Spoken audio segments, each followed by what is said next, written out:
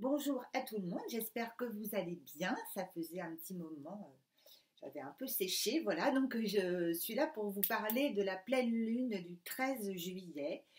C'est une super pleine lune avec une illumination exceptionnelle, maximale.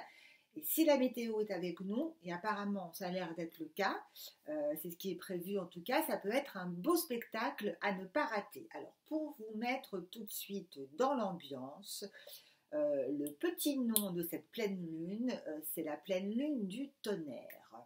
Voilà, donc je vais vous expliquer un petit peu tout ça. Le soleil est en cancer, encore dans le dernier décan du cancer.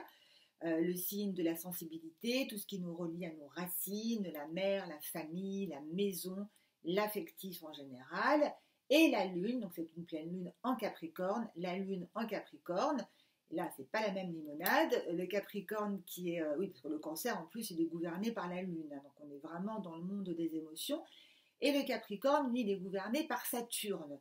Saturne, il symbolise la rigueur, les restrictions, les règles. On en a besoin hein, aussi dans la vie. Saturne, il nous a beaucoup embêtés depuis 2020.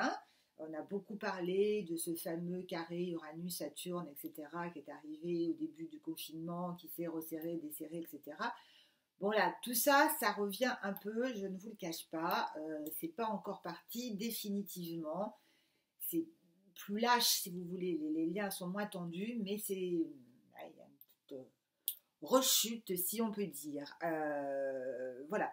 Donc, si vous voulez, pour résumer ça, c'est que le cancer, ce sont les émotions extériorisées, hein, et le capricorne, ce sont les émotions intériorisées. Euh, la mission de cette pleine lune, parce qu'en plus, oui, il y a Pluton qui vient se mêler à tout ça, Pluton, le gardien des enfers.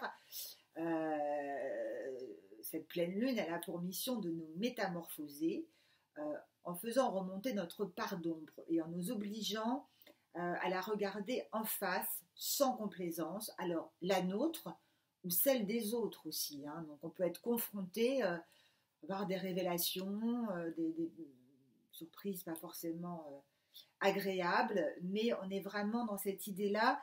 Cette configuration nous oblige à regarder bien au fond, à scruter les âmes. Voilà, donc il y a vraiment quelque chose de c'est pas superficiel, hein, ça peut être un peu même violent parfois, ou déstabilisant, mais voilà, donc en tout cas, la bonne nouvelle, c'est quand on voit les choses clairement, au moins on est apte à changer ce qui ne va pas.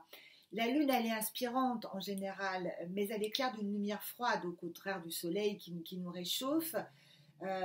Donc ça peut être vraiment déstabilisant. Attention donc à ne pas nous laisser submerger par nos émotions, mais plutôt de les recevoir, de les accueillir et de naviguer avec.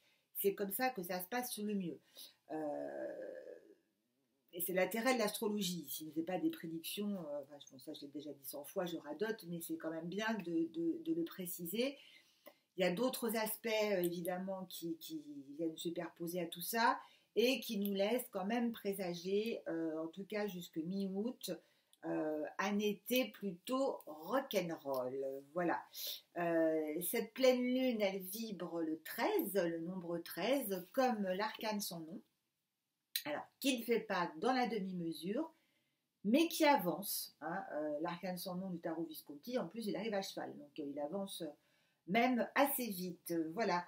Je vous souhaite une belle semaine. Ceux qui partent en vacances, bonnes vacances. Soyez prudents.